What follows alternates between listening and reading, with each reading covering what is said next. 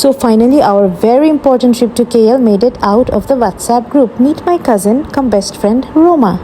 Anyway normally পেট ভরা থাকলেও আমার লাউঞ্জে বসে খাওয়া নিয়ে নাড়াচাড়া করতে অনেক ভালো লাগে, বাট ওই দিন রোমার অনেক খিদে লাগছিল।